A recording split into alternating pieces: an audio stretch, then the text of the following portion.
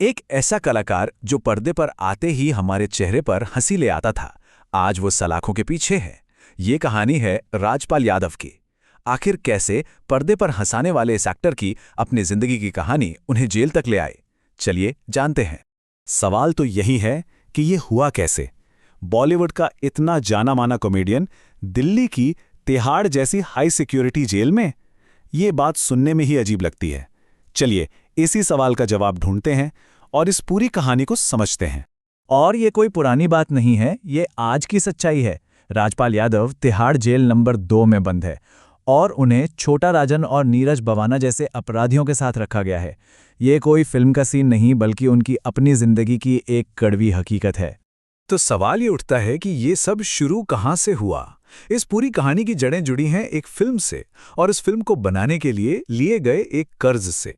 देखिए, ये मामला कोई 1-2 दिन का नहीं है, बल्कि 1 दशक से भी ज्यादा पुराना है। बात शुरू होती है साल 2010 में, जब राजपाल यादव ने अपनी डायरेक्शन में पहली फिल्म अता पता लापता के लिए 5 करोड़ रुपए लिए थे। फिल्म बनी, रिलीज हुई, पर जब पैसे लौटाने की बारी आई तो उनके दिए हुए 7 चेक एक के बाद एक बाउंस हो गए, और इन सालों में ब्याज जुड़ते जुड़ते वो 5 करोड़ की रकम आज 9 करोड़ की एक भारी भरकम देनदारी बन चुकी है। अब यहीं पर पूरा मामला फंस जाता है एक कानूनी बहस में। एक तरफ राजपाल यादव के वकील कहते हैं कि ये 5 करोड़ रुपए एक निवेश थे, मतलब इन्वेस्टमेंट, कर्ज नहीं। उनका कहना है कि पैसा लगाने वाली कंपनी को फिल्म के नफे नुकसान में हिस्सेदार होना था। वहीं दूसरी तरफ पैसे देने वाले का कहना है कि ये साफ साफ एक कर्ज था, जिसकी सिक्योरिटी के तौर पर चेक लिए गए थे, और जब वो सारे चेक बाउंस हो गए तो मामला कोर्ट पहुंच गया। तो ये कर्ज था या निवेश, इसी एक सवाल पर पूरा केस टिका हुआ है। अब जैसे जैसे साल बीतते गए और मामला सुलझा नहीं, तो अदालत का सब्र भी जवाब देने लगा और उनका रवैया लगातार सख्त होता चला गया।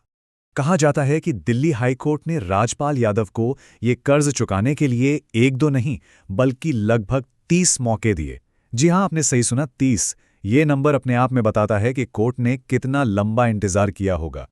और आखिरकार जब फैसला सुनाया गया तो जज ने साफ साफ कह दिया, हमें सहानुभूति हो सकती है, लेकिन कानून तो कानून है। ये एक सीधी और स्पष्ट बात थी, जिसका मतलब था कि अब और कोई मोहलत नहीं दी जाएगी। यहां तक कि जब उन्हें 4 फरवरी को सरेंडर करने के लिए कहा गया, तब भी वो नहीं आए। अदालत को और भी सख्त होना पड़ा। तब जाकर अगले दिन यानी 5 फरवरी को उन्होंने खुद को कानून के हवाले किया। इस देरी ने शायद अदालत की नाराजगी को और भी बढ़ा दिया। लेकिन कहानी में एक और पहलू भी है। एक तरफ जहां कानून सख्त था, वहीं दूसरी तरफ राजपाल यादव के लिए मदद के हाथ भी उठ रहे थे, और वो भी ऐसी जगहों से जिसकी किसी ने उम्मीद नहीं की थी। जैसे ही राजपाल यादव ने सरेंडर करने से पहले ये कहा कि वो बिल्कुल अकेले पड़ गए हैं और उनके पास पैसे नहीं हैं, तो मानो पूरी फिल्म इंडस्ट्री ही उनके साथ खड़ी हो गई। सलमान खान, अजय देवगन और सोनू सूद जैसे बड़े बड़े नामों ने उनकी आर्थिक मदद करने का ऐलान कर दिया। और ये मदद सिर्फ बॉलीवुड से नहीं आई।